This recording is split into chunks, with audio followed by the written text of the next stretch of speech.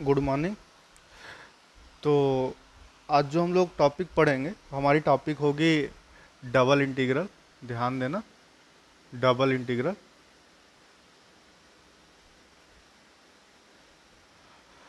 और ठीक, ये हमारी आज की टॉपिक होगी।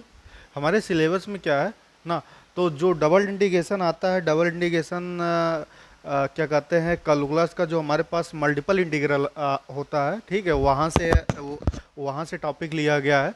तो हम लोग को यहाँ पे तीन चीज़ें पढ़नी है। एक हम लोग को पढ़ना है डबल इंटीग्रल, डबल इंटीग्रल। दूसरा हम लोग को पढ़ना है यहाँ पे ट्रिपल इंटीग्रल, ट्रिपल इंटीग्रल। और एक हम लोग को इसका लास्ट टॉपिक पढ़ना है by change of order of integration, by change of order of integration. ठीक, evaluate, evaluate double integral, double integral. ये हम लोग को तीन टॉपिक पढ़ना है, एक डबल इंटीग्रल, एक ट्रिपल इंटीग्रल, और तीसरा हम लोग को पढ़ना है कि change of order of integration, ठीक, इवेलुएट डबल इंटीग्रल। तो हम लोग क्या कहते हैं, थोड़ा सा इस पर डिस्कस कर लेते हैं कि डबल इंटीग्रल, ट्रिपल इंटीग्रल या change of order of integration होता क्या है। फिलहाल इस टॉपिक को बहुत सारे स्टूडेंट इसको हार्ड टॉपिक बताते हैं, लेकिन ऐसा कुछ भी नहीं है। बस हम एक आइडिया देते हैं कि जैसे हम लोग क्या करते थे कि सिंपल इंटीग्रेशन कराते थे ना, कि डबल इंटीग्रल क्या है, ट्रिपल इंटीग्रल क्या है, कि जब हमारे पास क्या कहते हैं कि एक से ज़्यादा जब वेरिएबल आ जाते हैं ना, जैसे हम लोग क्या कराते थे, जो अभी तक हम लोग इंटीग्रेशन करते थे, अगर हमारे पास क्या हो जाता था एक्स स्क्वायर या सिंपली अगर dx होता था, तो हम लोग इसका इंटीग्रेशन करा लेते थे क्या, एक्स क्यूब, एक पावर ऐड कराते थे, उतना डिवाइड कर देते थे। क्लियर, ये हमारे पास क्या होता था, इंटीग्रेशन होता था। क्लियर है। अब क्या है कि डबल इंटीग्रेशन का मतलब क्या है कि हमारे पास क्या है कि यहाँ पे हम लोग को क्या है कि कुछ लिमिट इसकी दी रहेगी। ध्यान देना, उस लिमिट के अंदर हम लोग क्या करते हैं कि हमारे पास सिंपली इस तरह कुछ फंक्शन लिखा रहेगा, सपोज करें x y d x d y ना। तो इसमें करना क्या होता है, इसमें करना यह होता है कि हम लोग क्या कराते हैं कि जैसे हम लोग सिंगल इंटीग्रेशन करते हैं ना, तो ऐसे हम लोग को क्या करना है, यहाँ पे डबल इंटीग्रेशन भी करना है। तो डबल इंटीग्रेशन में क्या है कि पहले हम लोग क्या कराएंगे कि किसी एक वेरिएबल के रिस्पेक्ट में हम लोग क्या करा देंगे, इंटीग्रेट करा देंगे, दूसरे को कांस्टेंट ट्रीट कराएंगे। जब उसका इंटीग्रेशन हो जाएगा, फिर जो दूसरा बचेगा दूसरे के रिस्पेक्ट करा देंगे। तो यही हमारे पास क्या कहलाता है, डबल इंटीग्रेशन कहलाता है। क्लियर है। मतलब कि एक प्रोसेस अगर देखें तो हमारे पास दो वेरिएबल आते हैं। क्लियर है। तो हम लोग क्या कराते हैं, पहले एक वेरिएबल को क्या करते हैं, निपटा देते हैं ना, जैसे हम लोग कराते हैं इंटीग्रेशन। क्लियर है। फिर उसके बाद क्या होता है कि पहले वेरिएबल के रिस्पेक्ट में कराने के बाद हम लोग क्या कराते हैं, फिर दूसरे वेरिएबल के रिस्पेक्ट में क्या करा देते हैं, इंटीग्रेशन करा देते हैं। तो यह हमारे पास क्या कहलाता है, डबल इंटीग्रेशन। ट्रिपल इंटीग्रेशन क्या होता है, जब हमारे पास क्या होता है कि इसमें एक वेरिएबल क्या होता है और इंक्लूड हो जाए। जब सपोज करो dx dy dz हो जाए, तो इसमें हम लोग क्या करते हैं कि पहले dy के रिस्पेक्ट में हम लोग क्या कराते हैं कि इसको क्या कहते हैं, क्या कहते हैं, सॉल्व कराएंगे। मतलब कि किसी एक वेरिएबल के रिस्पेक्ट में सॉल्व कराएंगे। ठीक है। तो जब उसको हम लोग निपटा देंगे, तो उसके बाद क्या हो जाएगा, दूसरे वेरिएबल के रिस्पेक्ट में कराएंगे। क्लियर है। उसके बाद क्या हो जाएगा, जब उसको निपटा देंगे तो जो लास्ट वेरिएबल बचेगा उसके रिस्पेक्ट में करा देंगे। मतलब क्या है कि इंटीग्रेशन को हम लोग क्या करा रहे हैं कि तीन वेरिएबल है, ठीक है, तीनों वेरिएबल के रिस्पेक्ट में हम लोग अलग अलग करा रहे हैं। लेकिन एक टाइप से हम लोग को क्या है कि सिंगल इंटीग्रेशन ही करा रहे हैं, बार बार सिंगल इंटीग्रेशन ही करा रहे हैं ना। मतलब 1 बाई 1 हमको कराना है। तो ये हमारे पास क्या होता है, ट्रिपल इंटीग्रेशन होता है। अब हमारे पास ये टॉपिक क्यों हम लोग पढ़ते हैं, by change of order of integration, double integral ना। ऐसा नहीं है कि ट्रिपल इंटीग्रेशन में नहीं होता है change of order of integration, triple integration में होता है, लेकिन यहाँ के सिलेबस में क्या है, वो टॉपिक नहीं रखा गया है। और अच्छी भी बात है कि नहीं रखा गया है। तो अब ध्यान देना यहाँ पे कि डबल इंटीग्रेशन, अरे change of order of integration की जरूरत क्यों हो गई, क्योंकि हमारे पास बहुत सारे ऐसे इंटीग्रेशन आते हैं डबल इंटीग्रेशन में ना, कि जिसको हम लोग क्या है कि डायरेक्ट हम लोग कर नहीं पाते हैं ना। अगर उसको हम करने की कोशिश करते हैं, क्लियर है? उसको अगर हम करने की कोशिश करते हैं ना उस वे में, तो क्या होता है कि हमको रिजल्ट ही नहीं मिलता है। ठीक है, हमारे पास रिजल्ट क्या होता है, इनफाइनाइट होने लगता है, या हम लोग इंटीग्रेशन ही नहीं कर पाते हैं। लेकिन क्या होता है कि जब वहाँ पे हम लोग change of order of integration का यूज़ कर लेते हैं, तो हमारे पास क्या हो जाता है कि वो इंटीग्रेशन क्या है, आसानी से क्या होता है, इवेल्युएट हो जाता है। तो इसीलिए हम लोग क्या करते हैं, change of order of integration क्या है, पढ़ते हैं। ठीक, अब देखो हमारे पास क्या है कि ये जो हम लोग डबल इंटीग्रेशन ट्रिपल इंटीग्रेशन करते हैं, इसके हमारे पास क्या कहते हैं कि कुछ रूल है ना, तो उस रूल को हम लोग फॉलो करते हुए क्या करेंगे, डबल इंटीग्रेशन ट्रिपल इंटीग्रेशन क्या है, पढ़ेंगे। क्लियर? तो चल,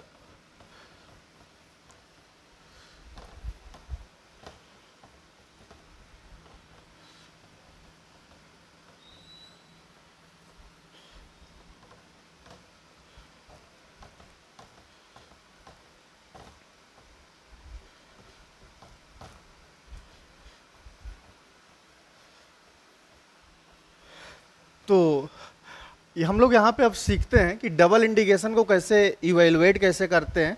तो ना, तो हम 3 एग्जांपल लेते हैं और तीनों एग्जांपल को हम 1 बाय 1 समझते हैं कि कैसे हमको क्या करना है, डबल इंटीग्रेशन का इवेल्युएशन कैसे करना है। तो हेडिंग डाल लेना कि इवेल्युएशन ऑफ डबल इंटीग्रल ठीक। तो अब देखो यहाँ पे हम लोग 3 एग्जाम्पल लेते हैं। तो पहला हमारे पास जो एग्जाम्पल हम लोग यहाँ पे ले रहे हैं, तो फर्स्ट एग्जाम्पल हम लोग यहाँ पे ले रहे हैं, कुछ यहाँ पे हम लिख देते हैं एग्जाम्पल। ठीक, तो पहला एग्जाम्पल हम लोग यहाँ पे ले रहे हैं 0 से 2 और 0 से 4 और x plus y square dx dy।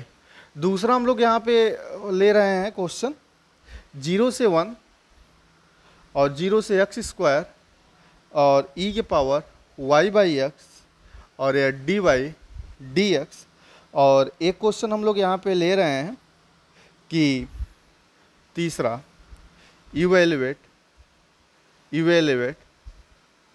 Are x plus y dx dy over region R x plus y is equal to 2, x is equal to 0, y is equal to 0। ये हमारे पास 3 एग्जाम्पल हैं ना, और इन 3 एग्जाम्पल से हमारा क्या हो जाएगा, डबल इंटीग्रेशन क्या है कि बहुत ही आसानी से क्या है हमको समझ में आ जाएगा करना क्या है। देखो हमारे पास अगर यहाँ पे अगर थोड़ा सा अगर हम लोग फोकस करें क्वेश्चन पे यहाँ पे हमारे पास जो हमारे पास इंटीग्रेशन है यहाँ पे dx dy है। तो एक चीज़ हमेशा ध्यान रखना कि जो dx है यहाँ पे ना, तो पहले हम लोग क्या कराएंगे, dx की रिस्पेक्ट में इंटीग्रेशन कराते हैं, फिर बाहर वाले का इंटीग्रेशन जो दोनों बाहर हैं बाहर का बाहर के रिस्पेक्ट में होगा। लेकिन अभी हम डिसाइड कैसे करते हैं कि पहले हमको dx की रिस्पेक्ट में कराना है या dy की रिस्पेक्ट में कराना है। तो ध्यान देना यहाँ पे किया क्या जाता है कि हम लोग यहाँ पे अगर देखें तो यहाँ पे हमारे पास इसकी दोनों लिमिट हमारे पास क्या कांस्टेंट लिमिट है। यहाँ पे अगर इस क्वेश्चन में देखिए तो हमारे पास क्या है कि जो लिमिट है ना, एक वेरिएबल लिमिट है, एक कांस्टेंट लिमिट है ना, क्योंकि यहाँ पे एक्स स्क्वायर लगा दिया गया है। इस रीजन में हमारे पास यहाँ पे लिमिट नहीं दिया गया है, यहाँ पे रीजन दिया गया है। मतलब कि यह जो क्वेश्चन है, यह क्वेश्चन हमारे पास क्या है, फिगर बेस्ड क्वेश्चन है। क्लियर है? यहाँ पे हमको फिगर बना के लिमिट क्या है फाइंड आउट करना पड़ेगा। तो अब देखो पहला क्वेश्चन हमारे पास है यहाँ पे कि हमारे पास क्या है कि अगर दोनों लिमिट अगर हमारे पास कांस्टेंट लिमिट अगर आती है, सपोज करो, तो अगर इस तरह के अगर हमारे पास क्वेश्चन आते हैं 0 से 2, 0 से 4 एक्स प्लस वाई स्क्वायर और यह dx dy। क्लियर? तो अगर सपोज करो ये क्वेश्चन अगर हमारे पास आता है, इसमें हम लोग कैसे करेंगे कि हमारे पास कौन सी किसकी लिमिट है, कौन किसकी लिमिट होगी ना। इसमें ध्यान देना कि जब हमारे पास दोनों लिमिट कांस्टेंट लिमिट आ जाती है तो हम लोग क्या करते हैं, इसको कभी भी चेंज नहीं करते हैं। ये जिस आर्डर में दिया गया है उसी आर्डर में हम लोग क्या करते हैं, क्वेश्चन को क्या है सॉल्व करते हैं। ये चीज़ ध्यान देना, जिस ऑर्डर में लिखा गया उसी ऑर्डर में सॉल्व करते हैं। तो मैंने ये बताया कि यह हमारे पास क्या है, बाहर वाला बाहर को जाए रिस्पेक्ट में होगा, अंदर वाला क्या अंदर के रिस्पेक्ट में होगा। तो अगर यह इंटीग्रेशन dx की रिस्पेक्ट में होता है ना, तो यह लिमिट किसकी हो जाएगी, x की लिमिट हो जाएगी, और ये लिमिट किसकी हो जाएगी, y की लिमिट हो जाएगी। तो मतलब कि यह लिमिट हमारी किसकी लिमिट बन गई, यहाँ पे यह लिमिट हमारे पास y की लिमिट बन गई, ध्यान रखना। और ये लिमिट हमारे पास किसकी बन गई, यह x की लिमिट बन गई। और ये हमारे पास x प्लस वाई स्क्वायर और ये dx dy। क्लियर ना, ये चीज़ समझ में आया होगा कि ये हमारे पास क्या है, x की लिमिट बन गई और ये हमारे पास क्या y की लिमिट बन गई। जब हमारे पास दोनों कांस्टेंट लिमिट दिया रहता है तो हम यह यूज़ करते हैं, ट्रिक यूज़ करते हैं। अब देखो कोई दिक्कत नहीं, इस लिमिट को हम लोग क्या करते हैं, हमारे पास 0 से 2 है ना, ये मैंने समझने के लिए लिखा है ना, तो इसको हम हटा भी सकते हैं, कोई दिक्कत नहीं है।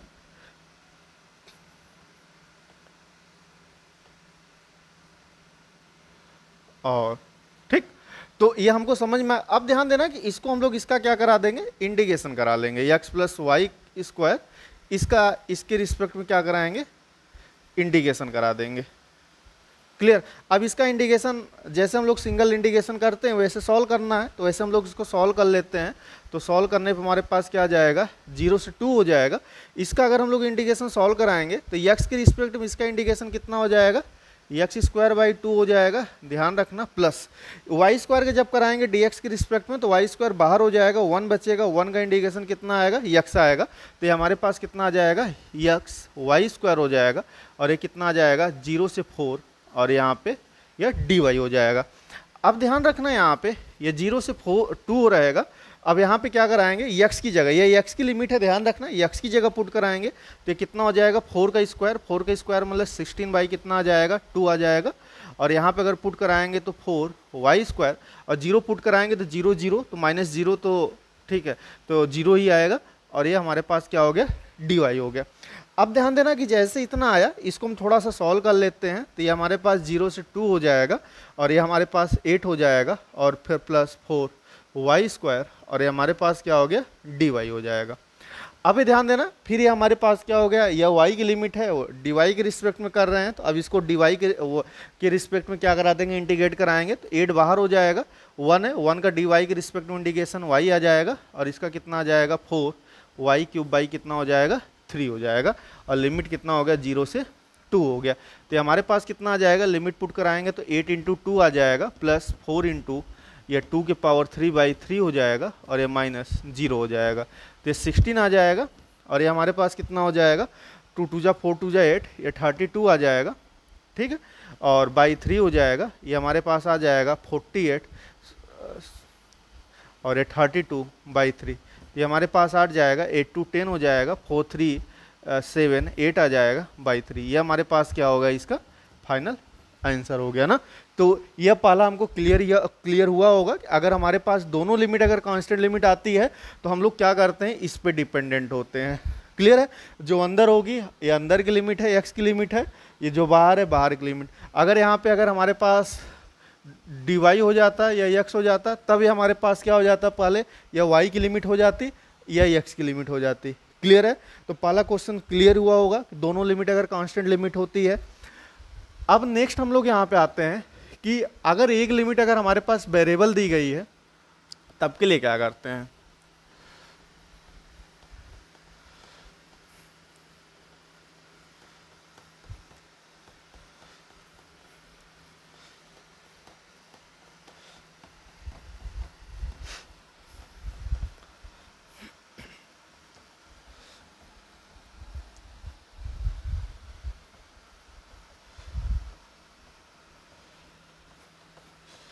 तो ध्यान देना यहाँ पे, हम लोग यहाँ पे क्वेश्चन नंबर सेकंड लेते हैं। तो क्वेश्चन नंबर हमारे पास सेकंड है यहाँ पे 0 से 1, 0 से x स्क्वायर और e के पावर y/x और dy dx। जब यहाँ पे कभी भी वेरिएबल लिमिट आ जाती है ना, तो हमेशा चीज़ ध्यान देना कि हम लोग इस पे डिपेंडेंट नहीं होते हैं।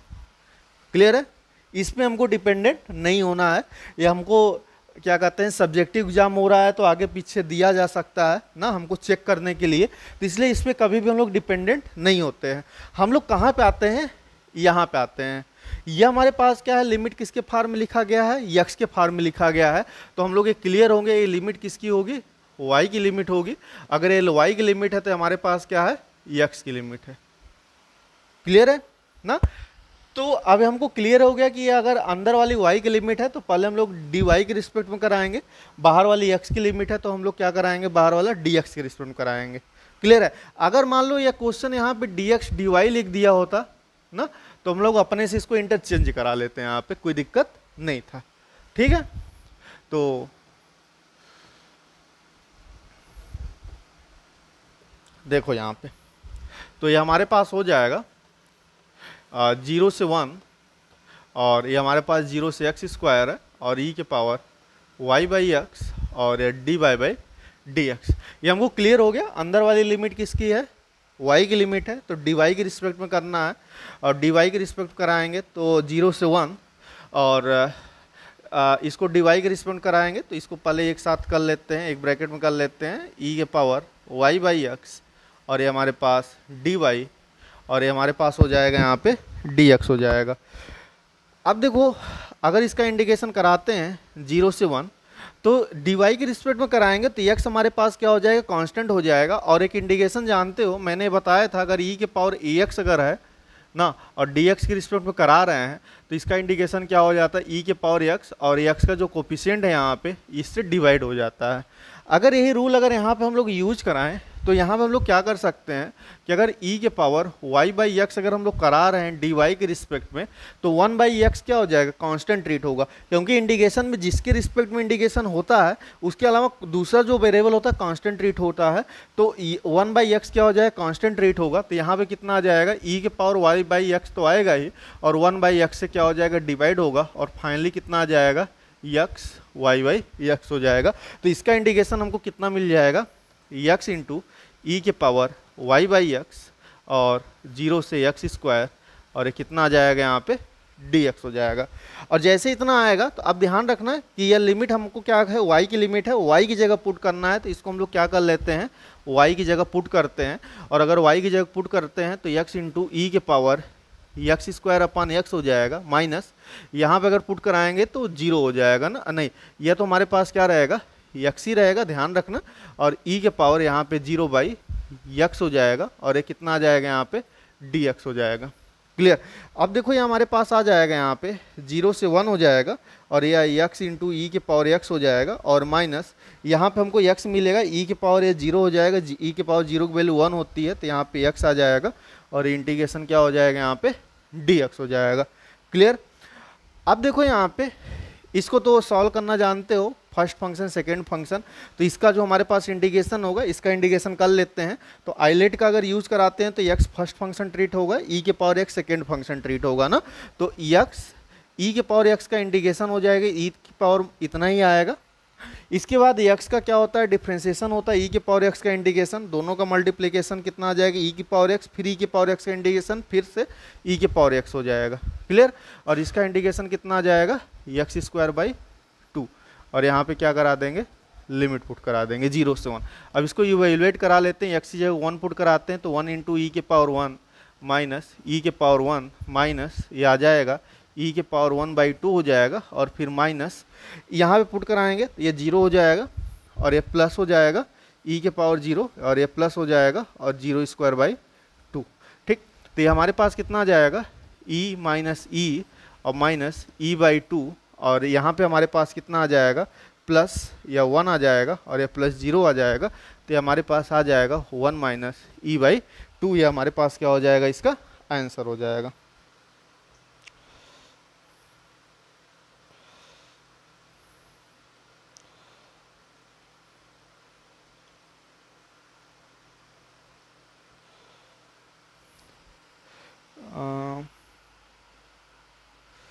इसका कहीं कैलकुलेशन मिस्टेक हुआ है, इसको मिलाना पड़ेगा थोड़ा सा, कि यहाँ पर हम लोगों ने कराया था तो इतना आया था, यहाँ तक तो सही है, इसका अगर कराएंगे तो एक्स ई की पावर एक्स हो जाएगा, माइनस इतना हो जाएगा, ये एक्स स्क्वायर बाई 2 हो गया, ये भी सही है। हाँ, यहाँ पे ध्यान देना, हम लोग यहाँ पे वैल्यू पुट किए हैं तो यहाँ पे हमारे पास 1/2 होगा ना, ठीक है, 1 का स्क्वायर बाई 2 होगा, तो ये हमारे पास 1/2 आ जाएगा, क्लियर। और ये हमारे पास कितना आ जाएगा, 1 माइनस 1/2, तो ये हमारे पास आ जाएगा 1/2, ये आंसर होगा, ठीक। तो ये भी क्लियर हुआ होगा। अब हम लोग आते हैं तीसरे क्वेश्चन पे, क्लियर है कि अब हम लोग को यहाँ पे मेन फोकस हमारा यह है कि हम लोग रीजन कैसे फाइंड आउट करेंगे, क्लियर है। अब देखो रीजन कैसे निकालते हैं, तो इस क्वेश्चन को भी देख लेते हैं। और एग्जाम में मैक्सिमम क्वेश्चन क्या होते हैं, रीजन बेस पे पूछे ही जाते हैं ना, क्योंकि अगर double integration change of order of integration से अगर क्वेश्चन नहीं दिए जाते हैं तो मैक्सिमम क्वेश्चन हमारे पास क्या होते हैं कि इसी से पूछे जाते हैं। तो इसको भी हम देख लेते हैं यहाँ पे।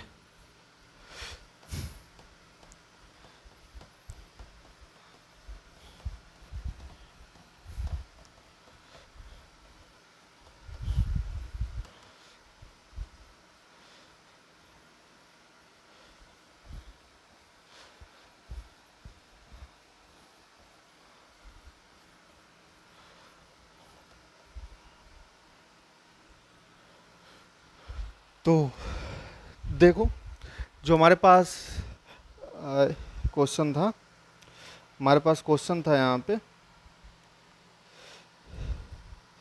कि इवैल्यूएट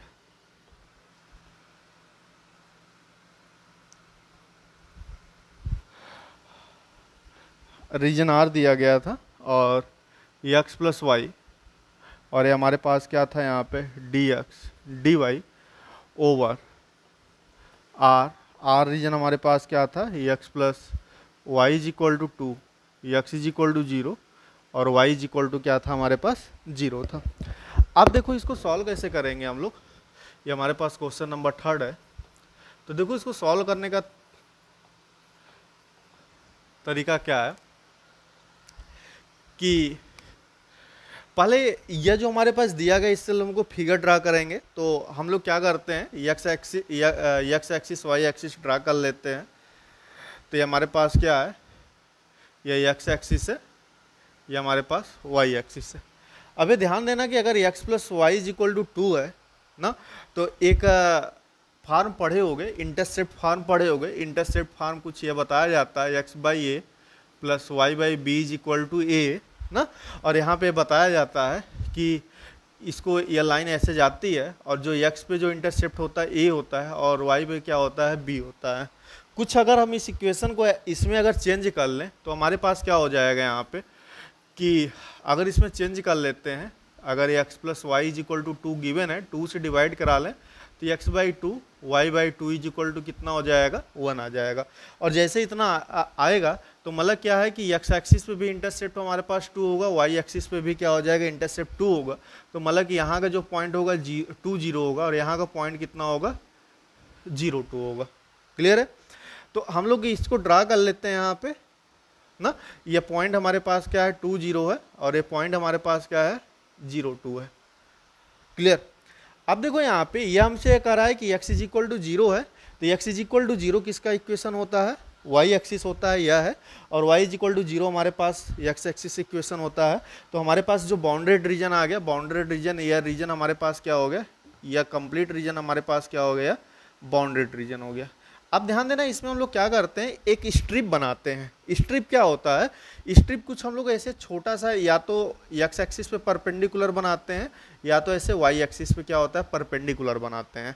अब देखो स्ट्रिप बनाते कैसे हैं, हम लोग देखते हैं कि जो लिमिट अंदर है, ध्यान देना अंदर वाला हमारे पास क्या dx है ना। तो जो हमारे पास अंदर है, ठीक है, तो हम लोग क्या करते हैं, उसकी जो अपोजिट एक्सिस है, ठीक है, उसके जो अपोजिट एक्सिस है, ये dx है, तो इसके अपोजिट एक्सिस कौन सा मिलेगा, y एक्सिस मिलेगा। तो हम लोग क्या कराएंगे, इस पे y एक्सिस पे परपेंडिकुलर क्या कराएंगे, एक स्ट्रिप बनाएंगे। या तो हम लोग ऐसे भी कर सकते हैं कि अगर ये dx दिया गया है तो x एक्सिस के पैरेलल हम लोग क्या कराएंगे, स्ट्रिप बनाएंगे। तो x एक्सिस के पैरेलल स्ट्रिप हमारे पास कुछ ऐसे ये बनेगा, क्लियर है। अब देखो स्ट्रिप करता क्या है कि स्ट्रिप का मतलब ये होता है कि इसको हम लोग क्या करा रहे हैं, स्ट्रेच करा रहे हैं, क्लियर है। वाई एक्सिस के अबाउट क्या हो रहा है, स्ट्रेस करा रहे हैं। तो अगर वाई एक्सिस के अबाउट स्ट्रेस करा रहे हैं तो लिमिट ऑफ वाई कितना हो जाएगा, लिमिट ऑफ वाई, ये देखो हमारे पास क्या हो रहा है, स्ट्रेस होकर कहाँ से कहाँ तक जा रहा है, 0 से 2 तक ही तो जा रहा है ना। तो लिमिट ऑफ वाई इज कितना आ जाएगा, y is equal to 0 to कितना हो जाएगा, y इज इक्वल टू 2। अब ध्यान देना यहाँ पे लिमिट ऑफ x कैसे फाइंड आउट करेंगे, limit of x is, limit of x निकालने के लिए जो स्ट्रिप होता है, तो स्ट्रिप की जो स्टार्टिंग पॉइंट होती है, मतलब लेफ्ट हैंड साइड जो होता है वहाँ पे कौन सा फंक्शन है स्ट्रिप पे, और राइट हैंड साइड में कौन सा फंक्शन है, तो हम उसको लिख लेते हैं। यहाँ पे कौन सा फंक्शन है, या y एक्सिस है, तो मतलब क्या है, x is equal to 0 to कितना है यहाँ पे हमारे पास क्या है, या किसका इक्वेशन है, x plus y is equal to 2। तो यहाँ से हम लोग लिख सकते हैं कि y is equal to, sorry, x is equal to 2 minus y. यहाँ तक क्लियर हो गया होगा। तो अब हमारे पास ये कितना हो जाएगा, so integration R x plus y, और ये हमारे पास dx dy, ये हमारे पास हो जाएगा यहाँ पे इंटीग्रेशन। हम लोग यहाँ पे क्या पुट करा देंगे, y की वैल्यू 0 पुट कर। अब ध्यान देना ये जो हमारे पास कांस्टेंट लिमिट है, या तो यहाँ से भी देख सकते हैं dy हमारे पास क्या बाहर है, तो ये बाहर वाली लिमिट, और वैसे भी हमेशा जो कांस्टेंट लिमिट होता है उसको बाहर ही रखते हैं। तो ये 0 से कितना हो जाएगा, 2 हो जाएगा, और ये 0 से कितना आ जाएगा, 2 माइनस वाई, और ये हमारे पास x प्लस वाई, और ये dx dy। ठीक, फिर से वही चीज़ आ गया, जैसे हम लोग इंटीग्रेशन करना है वैसे इंटीग्रेशन कराएंगे। तो पहले इसको हम लोग क्या कराते हैं, किसके रिस्पेक्ट में, dx के रिस्पेक्ट में। अगर इसको dx के रिस्पेक्ट में कराएंगे तो इसका इंटीग्रेशन कितना आ जाएगा, x स्क्वायर बाई 2 आ जाएगा, और y कांस्टेंट रेट होगा 1 का इंटीग्रेशन x, तो सिंपली x y हो जाएगा, और ये 0, ये 2 माइनस वाई, और ये कितना हो जाएगा, dy हो जाएगा। अब यहाँ पे ध्यान रखना, यह आ जाएगा 0 से 2 हो जाएगा, और अगर यहाँ पे अगर वैल्यू पुट कराते हैं तो हमारे पास आ जाएगा 2 माइनस वाई का स्क्वायर, और ये बाई 2 आ जाएगा, और फिर प्लस यहाँ पे कितना आ जाएगा, 2 माइनस वाई, और ये हमारे पास y हो जाएगा। क्लियर। और अगर ये वाली वैल्यू रखेंगे 0 पुट कराएंगे तो 0 हो जाएगा। क्लियर। तो ये हमारे पास इतना आ गया ना, और इसको हम लोग इवेलुएट करा लेते हैं 0 से 2। इसका अगर स्क्वायर कराएंगे तो 4 minus 4y plus y square और बाई 2 हो जाएगा, और फिर प्लस ये हमारे पास कितना आ जाएगा, 2y square minus y square, ये dy हो जाएगा। इसको लिख सकते हैं 0 से 2, 4 minus 4y plus y square, और यह 4y स्क्वायर माइनस 2, यहाँ पे 2y रहेगा तो 4y हो जाएगा, और ये हमारे पास माइनस 2y स्क्वायर और अपान ये 2, ये dy हो जाएगा। यहाँ से हम लोग क्या करा देते हैं, 1/2 बाहर ले लेते हैं, 0 से 2 4, ये हमारे पास minus 4y plus 4y cancel out हो जाएगा। ये हमारे पास कितना आ जाएगा, 4 माइनस वाई स्क्वायर, और ये dy हो जाएगा। इसका इंटीग्रेशन कराते हैं, तो इसका इंटीग्रेशन कराएंगे तो 4y minus Y cube by 3 हो जाएगा, और ये 0 से 2 हो जाएगा। अब देखो अगर इसको सॉल्व कराते हैं लिमिट रख के, तो 1/2 अपर लिमिट रखेंगे तो कितना आ जाएगा, 4 × 2 माइनस 8, माइनस यहाँ पे पुट कराएंगे 2 2 जा 4 2 जा 8, तो 8/3 हो जाएगा। ध्यान रखना ये हमारे पास आ जाएगा 1/2, 8 3 जा 24, 24 माइनस 8 16 आ जाएगा। तो 16/3 2 से डिवाइड करा देंगे तो ये हमारे पास कितना आ जाएगा, 8/3। ये हमारे पास क्या होगा, इसका आंसर हो गया। तो ये 3 क्वेश्चन समझ में आया होगा। क्लियर है। तो ये हमारे पास क्या है कि ये बेसिक है ना, तो हम लोग को क्या करना है, इसी वे में क्या करना है, क्वेश्चन को क्या करना है, हमको सॉल्व करना है। मतलब कि एक तो हमको क्या मिलेगा, दोनों कांस्टेंट लिमिट मिलेगी, एक हमको कोई एक वेरिएबल मिलेगा, तीसरा हमारे पास क्या है, इस रीजन के फॉर्म में क्वेश्चन आएगा। क्लियर है। तो डबल इंटीग्रेशन में 3 टाइप क्वेश्चन करने हैं, और हम कुछ क्वेश्चन फिगर बेस्ड क्वेश्चन क्या करेंगे कि क्या कहते हैं, नेक्स्ट वीडियो में सॉल्व कराएंगे। ठीक, तो तब के लिए इतना ही। ठीक है, फिर हम लोग नेक्स्ट वीडियो में मिलते हैं। ठीक, थैंक यू।